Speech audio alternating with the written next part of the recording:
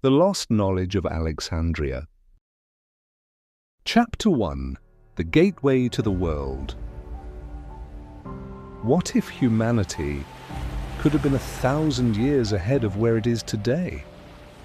What if a lost treasury of knowledge changed the fate of civilization itself? And what if the destruction of a single library delayed the future of mankind? If the Library of Alexandria had never burned, could humanity already be living on Mars? In 331 BCE, Alexander the Great founded a city on the shores of the Mediterranean. But this city was never meant to be just another port. It was designed to become the memory of the world.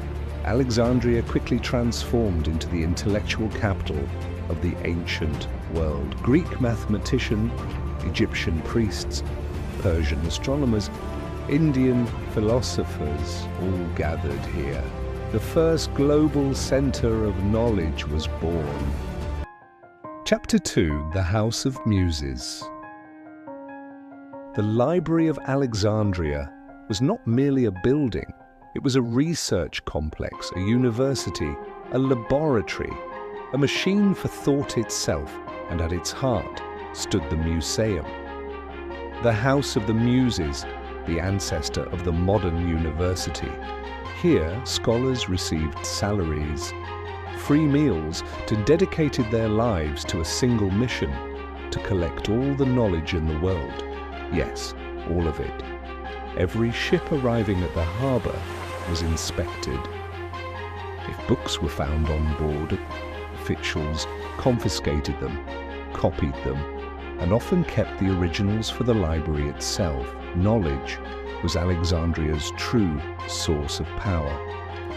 Some historians believe the library contained more than 400,000 scrolls, perhaps even more.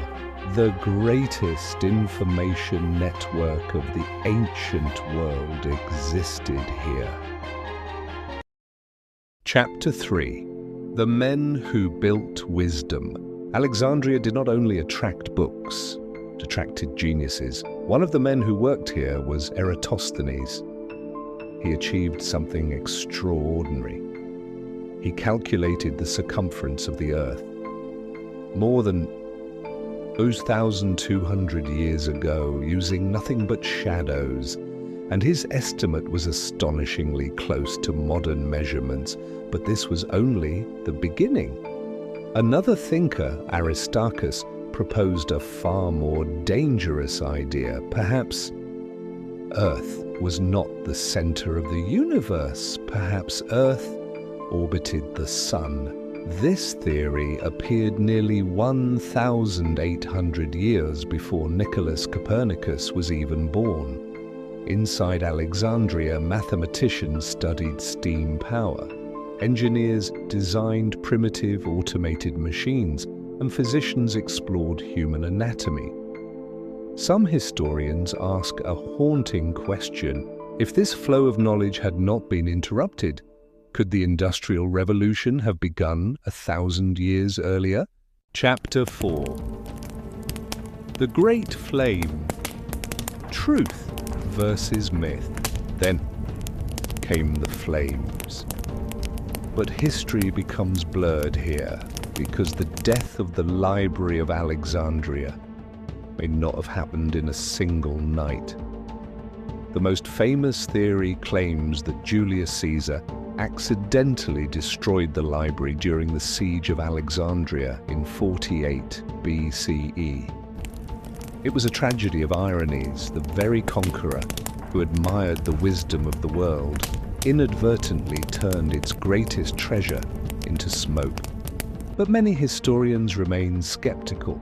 Perhaps only part of the collection was damaged. Perhaps the true destruction came slowly over centuries. Political chaos, economic decline, religious conflict, the fragmentation of empires, and fear of knowledge itself.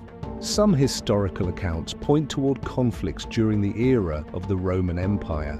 Others suggest that fanatic groups destroyed pagan texts and temples. Whatever the truth may be, one day the greatest center of knowledge on earth fell silent. Chapter 5. What we lost. So what exactly did humanity lose? Perhaps hundreds of forgotten tragedies, perhaps mathematical theories centuries ahead of their time, perhaps advanced medical knowledge, or perhaps ideas capable of accelerating civilization itself. Today, most works from the ancient world are gone, and many historians believe Alexandria was one of the greatest reasons why.